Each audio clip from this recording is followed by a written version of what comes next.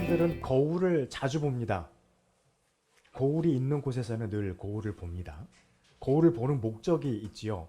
거울을 보는 것은 나의 모습이 지금 어떠한지 한번 이렇게 훑어보기 위해서 거울을 봅니다. 그래서 예전에 거울은 요만한 이 정도 거울, 좀 크면은 조금 이게 한 상반신 정도 나오는 거울들이 많이 있었지만 요즘에는 전신 거울이라고 하는 것도 많이들 가지고들 계십니다. 그래서 자기의 옷을 입었을 때 어디 틀어진 데는 없는지, 또 요즘에는 또 한국 사람들, 외국 사람들이 그럽니다. 대한민국 사람들은 스타일리시하다 이러면서 패션을 참 신경 쓴다. 그래서 다들 놀라는 게 한국 사람들 젊은 그 사람들이 사는 집에 가면 늘 항상 전신 거울이 늘 있다는 거예요. 그래서 외출하기 전에 옷을 입고 딱 본다는 거예요. 이렇게 어쩐지 틀어진 데는 없는지.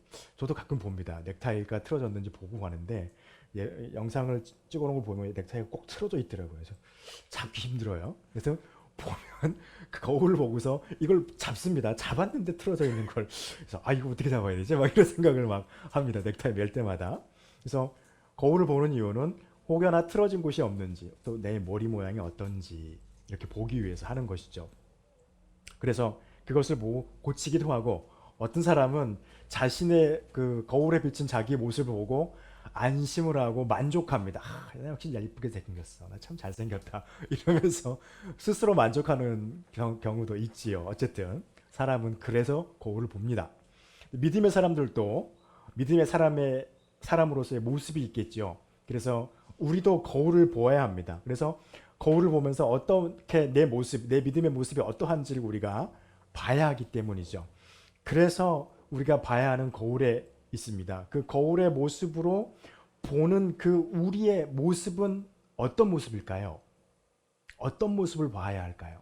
어떤 모습을 보여야 할까요? 그것은요, 쉬우면 쉬운 거고 어려우면 어려운 것인데 경건이라는 말입니다. 우리 믿음의 모습은 경건이라는 모습으로 비춰져야 된다는 것입니다. 오늘 말씀은 19절에서부터 27절에 있는 말씀에서 많은 것을 말을 하고 있지요. 19절부터 27절까지의 말씀 속에서. 그런데 이 말씀을 통해서 야고보 사도가 우리에게 말씀하고 있습니다. 너희의 모습은, 믿음의 모습은 어떠하냐라고 저와 여러분에게 지금도 질문을 하고 있습니다. 경건의 모습은 어떤 모습이어야 할까요?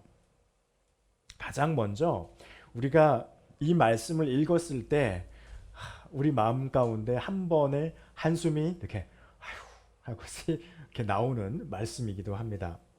19절에 있는 말씀이죠. 내 사랑하는 형제들아, 너희가 알지니 사람마다 듣기는 속히 하고 말하기는 더디하고 성내기도 더디하라. 이렇게 말씀을 하고 있죠. 20절에서 더 나옵니다.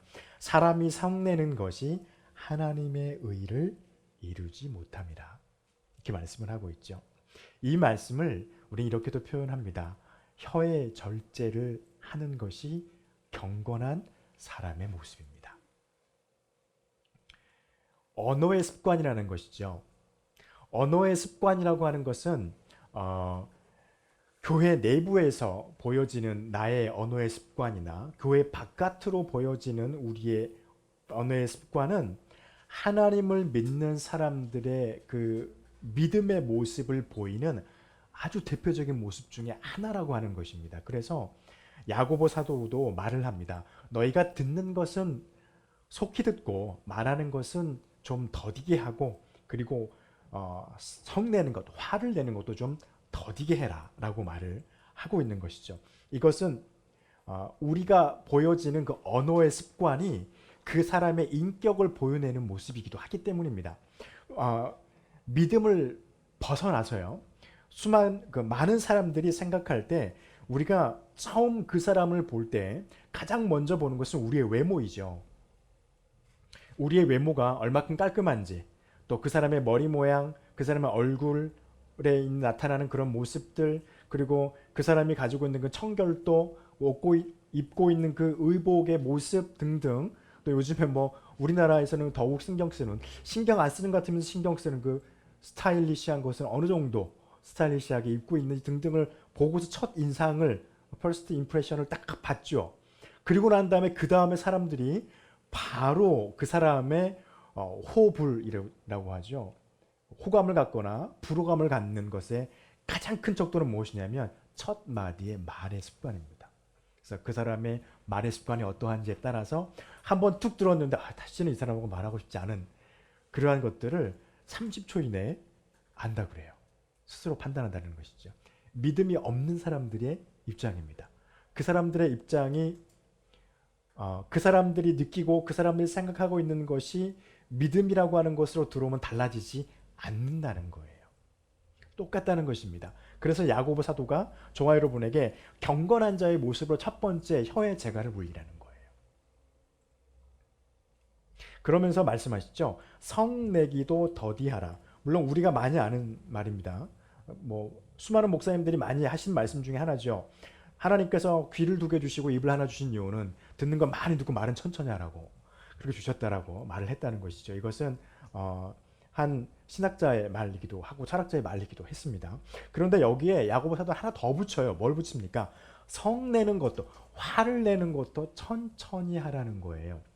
우리나라 속담에 참으린 3번이면 살인을 면한다는 말을 하잖아요. 또 어떤 유튜브에 보면 어떤 유튜버는 이렇게 말합니다. 물론 의학자 아마도 이 호르몬 그러니까 뇌를 연구하시는 분의 그 의사의 소견을 참고한 걸로 알고 있습니다. 화가 막 치밀어 오를 때요. 두 성격이 유형이 있대요. 화가 딱 치밀어 올 때 빵 터트리는 사람이 있답니다. 근데 이 사람은 절대로 못 참는데요. 그런데 화가 날 때 이렇게 하면서 이렇게 속으로 누르는 사람이 있대요. 근데 그 사람들은 화를 참을 수 있답니다. 왜 그러냐라고 물어봤더니 이 화가 치밀어 오르면 이 화를 치밀어 오르는 호르몬이 뇌에서 분비가 된대요. 그런데 10초 정도 이거를 말을 하고 싶지만 이 말을 누르고 있으면 10초가 지나면 뇌에서 화를 억제하는 호르몬의 분비가 쫙 된대요. 그래서 그 의사가 하는 말이 10초만 기다렸다가 화내고 싶어도 10초만 기다렸다가 말을 하면 흥분을 가라앉힐 수 있다는 것이죠. 그걸 못하니까 요즘에 분노 조절 장애 같은 그런 말도 안 되는 일들이 많이 벌어나잖아요. 묻지마 폭행, 묻지마 보복 운전 이런 것이 그 화를 누르지 못해서 일어난다는 것이. 근데 10초만 참아라. 참으린 3번이면 10초가 가더라고요. 3번을 쓰려는 거죠. 참으리는 3번을 쓰면 누를 수 있다는 것이죠. 우리나라 선조들이 참 지혜로워요. 그때 당시에. 그런데 성내기도 더디하라라고 말하는 이유가 무엇일까요? 하나님의 대표적인 모습이라고 해야 되겠죠. 그냥 신학에서 하나님의 속성이라고 말을 하는데 붙일 말이 없으니까 속성이란 말을 붙이는 거예요. 하나님의 대표적인 모습 중에 하나는 뭐냐면요. 평온함입니다. 하나님이 여러분에게 다가오실 때 여러분에게 절대 기겁하게 하지 않으세요. 평온한 마음을 주세요. 혹여나 하나님 여러분이 기도하시다가 좀 옆으로 새는 마음이긴 하지만 기도하시다가 하나님의 어떤 모습이나 하나님의 어떤 형상이 내게 오는 것 같은 느낌이 딱 들었을 때요. 여러분의 마음이 편안하면요. 그거 진짜 하나님 맞아요. 그런데 다가오는데 몸이 좀 이렇게 좀 갑자기 막 가슴이 막 뛰고 막 심장이 막 뛰고 왠지 불안해. 사탄이에요. 100%. 평온하지 못한 마음. 이것은 무엇이냐면요. 하나님이 우리에게 다가오실 때 편안함으로 우리 주신다는 겁니다. 여러분 모세가 하나님을 만날 때 기억하시죠? 불꽃 떨기 속에서 원래 하나님 앞에 서면은요 죄인이 서면 영원히 소멸합니다. 사단이네 천사도 하나님 앞에 서는 것이 얼마나 까다로운지 날개 6 달린 그룹들이 둘로는 자기 몸을 감싸고 둘로는 자기 머리를 감싸고 둘로는 날개짓 하면서 하나님 앞에서 찬양하는 거룩하다 거룩하다 거룩하다 만군의 여호와예요. 엘리사를 불렀던 그를 불렀을 때 하나님께서 보여주었던 그 하늘의 제단의 모습을 해서 천사의 모습을 보았던 그의 고백이죠. 그렇게 했다는 것이에요. 근데 모세가 하나님 앞에 서면 인간이 서면 여기 말할 것도 없어요. 그냥 소멸인 거예요. 그런데 그가 소멸하지 않았죠. 그가 어떻게 했습니까? 그 불꽃 떨기 하나님의 일종의 임재의 모양이었는데 그것을 볼 때 그는 평안했어요. 언제 힘들어했습니까? 하나님의 음성이 들렸을 때. 그런데 하나님의 음성은 곧바로 무엇이라 했습니까? 모세의 마음에는 이제 나는 멸망하였다. 죽게 되었도다라고 고백했거든요. 그런데 하나님이 그에게 다시 그의 반대되는 말씀을 하시죠. 너는 죽지 않을 거야. 다만 여기는 거룩한 땅이니 네가 서 있는 그 땅에서 너의 신고 있는 그 신발을 벗고 나를 경배해라 라고 말씀하십니다. 그리고 하나님과 모세가 무엇인가 말을 했겠죠. 그것뿐입니까? 시내산에서도 그랬었죠. 또 야곱이 야복강가에서 하나님과의 씨름을 할 때도 그랬었죠. 하나님이 우리에게 다가오실 때는요, 평온하게 다가오십니다. 저와 여러분 마음을 차분하게 하시는 거예요. 근데 분냄은요, 어떠합니까? 우리의 마음이 평온한가요? 분냄은요, 우리 마음을 격동시켜요. 우리의 심장을 막 뛰게 만들어요. 그러면서 막 핏대가 막 평상시에 핏줄이 보이지도 않는 분들이 막 핏대가 막 목에 이렇게 막 서는 거죠. 네, 그 건강에 별로 안 좋아요. 근데 하나님 앞에서도 좋지 않다는 것입니다. 왜냐하면 하나님을 믿는 사람들의 모습이 어떤 모습이어야 하냐면요, 평안하고 평온한 모습이어야 하기 때문입니다. 근데 분냄은 어떠합니까? 평안한 모습과는 반대되는 모습이에요. 평온하게 우리의 마음을 붙잡아 두지 않아요. 분냄이 계속되면요, 분냄의 연속일 뿐입니다. 평온함이 깨지고 평화가 깨지고 계속해서 뭐라고 해야 될까요? 질투와 또 뭐라고 해야 될까요? 싸움의 연속이 될 수밖에 없게 되는 것이죠. 그 불이 언제 꺼질지 모르겠지만. 그러나 여기서 말하는 이 분냄은요, 또 하나 우리가 알아야 될 게 있습니다. 무엇이냐면 하나님 앞에서 우리가 하나님의 일을 행할 때 나의 마음이 어떠하냐는 것이죠. 다른 성도를 향한 나의 마음이. 어떨 때는 내가 그 일을 하고 싶은데 다른 성도가 그 일을 할 때가 있거든요. 그럴 때 우리 마음 가운데 평온을 잃고 평안을 잃어버리고 질투와 시기가 올라올 때가 있어요. 여러분, 이것도 분냄입니다. 하나님 앞에서, 교회 안에서 내가 갖지 않아야 될. 고린도 전서에서 사도 바울이 우리에게 말했죠. 교회는 많은 지체가 있다는 거죠. 그 지체들이 각각 하나님으로부터 은사를 받고 그 은사를 실행한다는 거예요. 그 은사를 실행할 때 내가 가지고 있는 은사를 저 사람이 실행할 수도 있어요. 하나님이 그를 선택해서 쓰시면요. 그럴 때 우리는 분냄과 질투로 그를 바라보는 것이 아니라 그가 그 성도가 하나님의 일을 할 수 있도록 서포팅해주고 그를 지지해주고 그를 응원해주는 것이 우리에게 필요하다는 것입니다. 그러면요, 우리의 마음이 평온해진다는 거예요. 그렇게 해야 하는 이유는요, 그래야 내 삶을 통하여서 하나님의 의가 이루어지기 때문입니다. 여러분, 20절 말씀에 보면 그렇게 되어 있죠. 사람이 성내는 것이 하나님의 일을 어떻게 한다고요? 이루지 못함이라는 거예요. 하나님의 의를 이룬다는 것은 무엇입니까? 하나님 앞에서 하나님의 말씀에 내가 순종하는 것입니다. 이것이 의거든요. 어려운 거 아니에요. 너무 생각이 막 이렇게 커지면 너무 어렵게 생각되어집니다. 간단한 것은요, 하나님의 말씀이 저와 여러분에게 우리의 마음 가운데 들려졌을 때 그 말씀에 순종하는 게 하나님의 의가 우리에게 이루어지는 것입니다. 동시에요, 이 하나님의 말씀 앞에 순종한다는 것은요, 이것을 다른 사람 앞에 보여내진다는 것과도 같은 말이에요. 교회 안에서 누구에게요?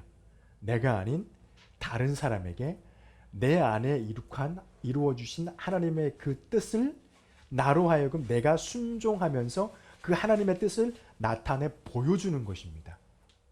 다른 이에게. 세상 바깥에서 우리의 삶은요, 마찬가지입니다. 그 사람이 믿는 사람인지 믿지 않는 사람인지 우리는 몰라요. 그 사람이 말하기 전에는. 그런데 그 사람이 어떠한 사람인지 믿는 사람이든 믿지 않는 사람이든 세상에서도 내게 하나님께서 말씀해 주신 그 말씀에 대해서 내가 순종하면 그 사람들에게 하나님의 의를 보이는 삶이 되는 거라는 것이죠. 그러기 위해서 가장 먼저 해야 될 것은 우리의 혀를 절제하라라고 하나님께서 말씀해요. 야고보서 2장 이후로 계속해서 그 혀가 어떤 것인지 말씀을 해요. 그것은 차차 우리가 지금 계속해서 야고보의 말씀을 계속해서 보고자 합니다. 계속 이후로. 그래서 이 말씀을 통하여서 이놈의 혀가 어떤 것인지 우리 계속해서 상고해 보도록 하지요. 그러나 우리 믿는 자들의 경건의 모습 첫 번째 뭐라고요? 내 혀를 절제해야 한다. 나의 평온을, 하나님께서 내게 주신 평온을 깰 수 있는 것이 있다면 그것과 부단히 싸워야 한다라는 것입니다. 두 번째 경건의 모습은 어떤 것일까요? 말씀을 들었으면 그 말씀을 행하는 자가 되라라는 것입니다. 하나님의 말씀은 어떤 것일까요? 기록된 말씀이죠. 저와 여러분이 가지고 있습니다. 성경책에 기록되어져 있습니다. 여러분, 성경책이 거룩한 거면 하나님의 말씀이 거룩한가요? 우리는 분명 구분해야 합니다. 성경책은 거룩하지 않아요. 그냥 책일 뿐이고 종이일 뿐이에요. 인쇄되어 있는 어떤 표시일 뿐입니다. 그런데 중요한 건 그 표시가 내게 주는 하나님의 그 의미로서 오는 것이 내게 하나님의 말씀이 되는 것입니다. 그래서 우리는 이 인쇄되어 있는 이 책을 성경이라고 부릅니다. 거룩한 경전이란 뜻이죠. 이 기록된 말씀입니다. 그리고 하나님의 말씀 또 무엇입니까? 이 말씀을 예배 예식을 통하여서 저와 여러분에게, 저에게도 마찬가지고 여러분에게도 마찬가지, 하나님의 말씀이 선포되어지죠. 이 선포되어지는 하나님의 말씀이에요. 이 말씀을 우리가 읽고 들을 때 순종하는 것입니다. 이것이 믿음의 말씀, 하나님의 말씀을 듣고 실행하는 거예요. 23절 말씀 보면 이렇게 돼 있죠. 누구든지 말씀을 듣고 행하지 아니하면, 이렇게 말합니다. 또 22절에서도 너희는 말씀을 행하는 자가 되라 라고 말씀하시죠. 그러면서 말씀하시죠. 듣기만 하여 자신을 속이는 자가 되지 말라라는 거예요. 여러분, 이 말은요, 이 말씀 22절과 23절의 이 말씀 우리에게 참 중요합니다. 왜냐하면 이것은 믿음의 초창기에 서 있는 사람, 처음에 믿음의 걸음마에 뛰면서 거기에 서 있는 분들은 이 말씀을 잘 이해하지 못해요. 그런데 그 걸으면서 오랫도록 걸어와서 점점 믿음의 연륜이 쌓여가는 사람들에게는 늘 이 말씀이 우리에게 도전이 됩니다. 왜냐하면요, 그렇게 될 수 있거든요. 이 말씀 무엇일까요? 하나님의 말씀을 듣기만 한다. 이 말은요, 하나님의 말씀을 들어요. 저와 여러분처럼 지금처럼. 그런데 진짜로 그냥 들어요. 의미 없는 말로 들어요. 비슷한 우리나라 속담이 있어요. 이게 계속적으로 습관이 되고 종교 생활이 돼버리면 하나님의 말씀이 선포되는 설교가 돼버려요. 우리가 가끔씩 그런 말 하죠. 기분 안 좋을 때, 뭔가 좀 저기 할 때, 뭔가 좀 기분이 나쁜데 누군가 와가지고 거기에 대해서 충고를 할 때 꼭 뭐라고 합니까? 설교하고 있네. 이런 말 꼭 하잖아요. 부정적인 의미인 것입니다. 이 말이 원래 설교란 말은 좋은 말인데 왜 그렇게 됐을까요? 습관화가 돼버렸다는 겁니다. 우리나라 속담으로 따지면 쇠기의 경일기가 돼버렸다는 거예요. 아무리 좋은 말도요, 소한테 말하며 이해하지 못하고 깨닫지 못하는 자에게 말하고 있으면 아무 소용이 없다는 것이죠. 여러분, 22절과 23절의 말씀은 그것입니다. 너희가 말씀을 듣는 자가 돼야 되는데 듣기만 하면 듣는 자가 아니라는 거예요. 그러면서 22절 하는 말이 너희는 말씀을 행하는 자가 되라는 거예요. 여러분, 행함의 첫 번째는요, 행함을 다른 말로 바꾸면 순종이란 말과 똑같아요. 여러분, 하나님의 말씀을 듣고 순종할 때 먼저 해야 될 게 무엇일까요? 나를 버리는 겁니다. 나만을 생각하는 마음을 버리고 하나님의 말씀을 들으라는 거예요. 이게 어려워요. 어떤 거냐면요, 하나님의 말씀을 들을 때 우리는 좀 어려운 말이죠. 편취하죠. 내가 듣고 싶은 말씀은 잘 들어요. 아멘 아멘 하면서 들어요. 그런데 내가 듣기 싫은 말씀이 나오면 그거는 안 듣고 싶어. 귀를 이렇게 딱 닫아. 안 듣고 싶어요. 나에게 대해 하나님이 축복하는 말씀을 들으면요, 우리는 그 말씀을 귀담아 듣습니다. 축복하는 말씀은 나를 축복하는 게 아니라 내가 싫어하는 사람을 축복하는 말씀 같이 들려오면 별로 안 좋아합니다. 이기주의적인 모습인 것이죠.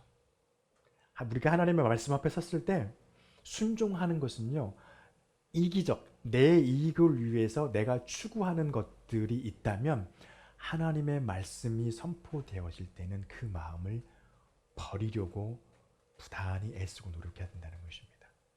그러면 하나님의 말씀에 순종하는 첫 번째 모습이 된다는 것입니다. 여러분, 왜 그렇게 해야 할까요?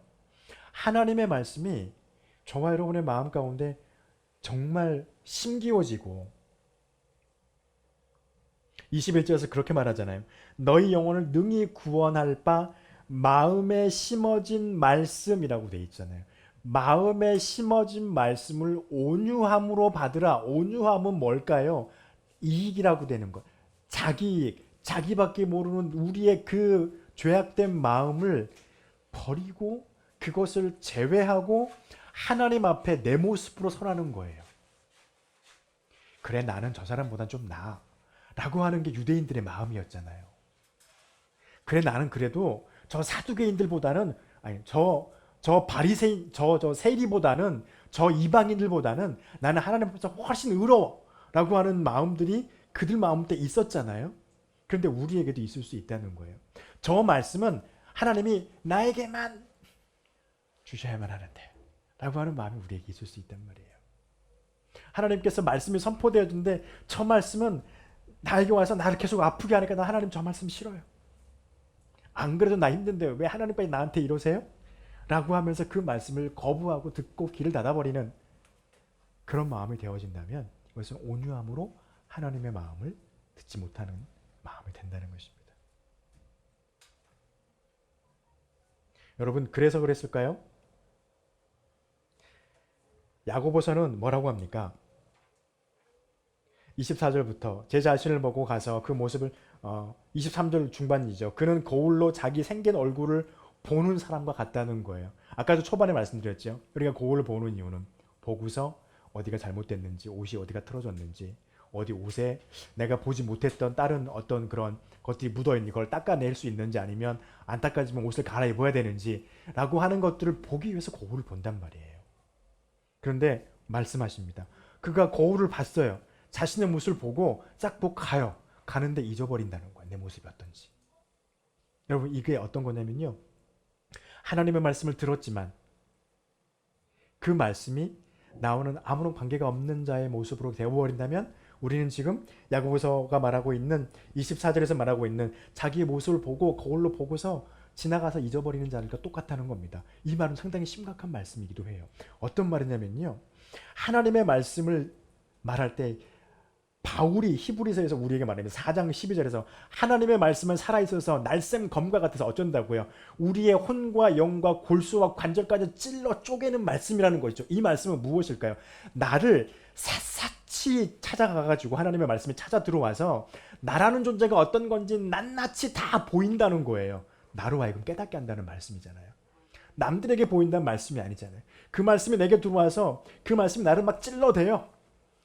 잘된 것이든 못된 것이든 험악한 것이든 좋은 것이든 아니면 다 썩어가지고 문드러져 이제 잘라내서 없애야 될 부분이든가 어떤 건 간에 그것이 무엇이든 간에 하나님의 말씀이 우리 안에 들어오면 그것을 다 조명하고 다 드러낸다는 거예요. 하나님과 나 사이에서. 그런데 24절에 있는 이러한 자, 하나님의 말씀을 듣고 그것을 온전하게 순종하지 못하는 믿음의 사람의 모습은요, 하나님의 말씀에 들어와서 나를 다 찔렀는데 그 다음에 딱 나가서 하나님이 나한테 뭐라고 그랬지? 잊어버린 사람하고 똑같다는 거예요. 여러분, 이거는요 심각한 것이죠. 하나님 앞에서 하나님의 말씀을 실행하는 건 무엇일까요? 하나님의 말씀이 내 안에 들어와서 나를 비추고 보일 때요, 그것을 하나님 앞에서 인정하고 무릎 꿇는 것입니다. 그것이 하나님의 말씀을 실천하는 거예요. 그래서 경건의 모습은요, 하나님의 말씀을 듣고 실행하는 자, 그것이 진짜 경건이라는 겁니다. 쉽지만은 않죠. 우리가 계속해서 싸워나가야 할 우리의 싸움의 전쟁의 싸움터 중에 가장 큰 목적 중에 하나이죠. 그리고 경건은요, 마지막 절에서 야고보가 말하고 있습니다. 정결하고 더러움이 없는 경건은 곧 고아와 과부를 그 환난 중에서 돌보고 자기를 지켜 새 속에 물들지 아니하는 것이라, 이렇게 말씀하고 있습니다. 경건의 모습은요, 이웃에 대한 사랑을 보여내는 것입니다. 종합해 보면은 믿음을 가지고 경건한 모습을 살아가는 사람의 모습은 첫 번째 혀의 절제에 있어야 합니다. 두 번째는 무엇입니까? 하나님의 말씀에 순종하는 것이죠. 혀를 절제하는 이유는 무엇입니까? 혀라고 하는 것이 잠언 15장 4절에서는 또 이렇게 말하기도 하죠. 온전한 혀는 곧 생명의 나무이지만 패역한 혀는 마음을 상하게 한다. 그래서 그렇습니다. 여러분, 믿음의 즉 경건의 모습 중에서 혀의 절제가 왜 필요하냐면요, 내 옆에 있는 지체를 사랑하기 위해서 필요해요. 우리의 혀가 절제되어져 있고 하나님의 평온의 것을 말하고 하나님의 평온을 품어내는 우리의 혀라면, 그러한 생각을 품어내는 우리의 말과 언어의 습관이라면, 그 혀는 결단코 내 옆에 있는 고아와 과부, 사회적 약자를 말하는 것이거든요. 우리 안에, 우리 공동체 안에서 어려움을 겪고 어려움을 당하고 있는 그들을 위해서, 그들을 향하여서 내뱉는 우리의 말이 온전한 혀, 하나님의 성품을 품은 언어의 습관이라면 그것은 그 사람에게 생명을 전할 수 있다는 거예요. 나에게도. 그렇지 않다면은요, 사람의 마음을 상하게 합니다. 여러분, 화를 내보셨잖아요. 우리 늘 화내잖아요. 저도 화내요. 화내면 내 마음 좋던가요? 여러분의 마음 좋던가요? 좋아요. 내 마음도 힘들어요. 내 마음의 생명도, 내 마음도 상하는 거예요. 내 마음을 상하면 상대방도 마음이 상하는 것이죠. 여러분, 그리고 야고보 사도가 왜 공동체 안에서 어려움을 당하고 있는 그 사람을 돌아보고 그 사람에게 사랑을 실천하라고 말할까요? 이것은 다른 게 아닙니다. 10계명을 주님께서 딱 2계명으로 압축하셨잖아요. 하나님을 네 힘과 네 목숨과 네 영을 다해서 사랑해라. 그리고 내 이웃을 내 몸과 같이 사랑해라. 딱 한마디예요. 사랑하라는 거예요. 이게 10계명의 집약체입니다. 1계명부터 4계명까지 다른 말 아니잖아요. 하나님을 섬길 때 어떻게 섬겨라 말하지만 그걸 한마디로 표현하면 하나님 사랑해라, 그렇게 그거거든요. 5계명부터 10계명까지 집약하면 여러 가지 많은 거, 부모를 공경하고 이웃에 대해서 또 거짓말하지 말고 도둑질하지 말고 살인하지 말고 이런 많은 것들이 있지만 그게 다 집약하면 무엇입니까? 내 옆에 있는 사람을 네 생명 사랑하듯 사랑하라는 말이잖아요.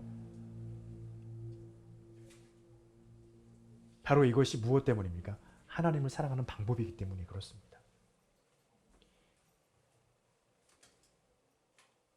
시편 146편 9절에서 그렇게 말합니다. 여호와께서 나그네를 보호하시며 고아와 과부를 붙드시고 악인들의 길은 굽게 하시는도다. 이게 하나님의 마음이에요. 그러니까 공동체 안에서 어려움을 당하는 자들을 위해서 우리는 늘 중보해야 합니다. 이것이 하나님을 사랑하는 방법이기 때문에 그렇습니다. 그리고 그들이 어려움을 당하면 때로는 우리가 그들에게 찾아가서 신방도 하고 격려도 하고 위로도 해주어야 합니다.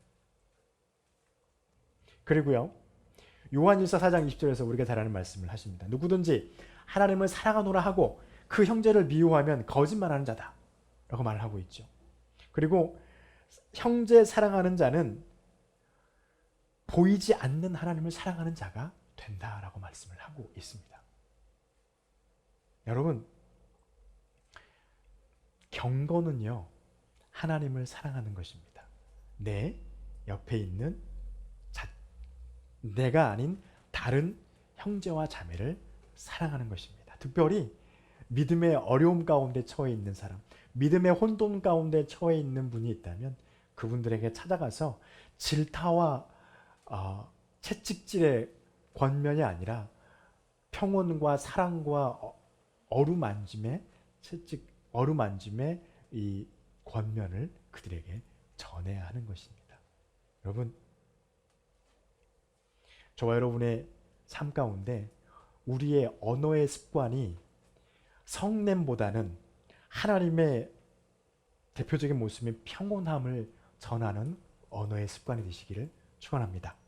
그리고 하나님의 말씀을 듣기만 하는 것이 아니라 하나님의 말씀이 오셔서 우리에게 거울로 보여져서 우리의 모습을 정말 정당하게 보일 때 주님 앞에 그 우리의 모습을 고백하고 순종하면서 또 그러한 모습들을 고쳐가려고 노력하는 그러한 모습으로 하나님의 말씀 앞에 하나님의 말씀을 실천하는 저와 여러분의 경건이 있기를 축원합니다. 그리고 내 옆에 있는 사람을 또 공고와 곤란을 겪고 있는 자들을 향하여서 그들에게 나아가 하나님의 사랑과 권면을 실천하는 그런 믿음의 경건이 있는 저와 여러분의 믿음이 되시기를 간절히 축원합니다. 기도하겠습니다.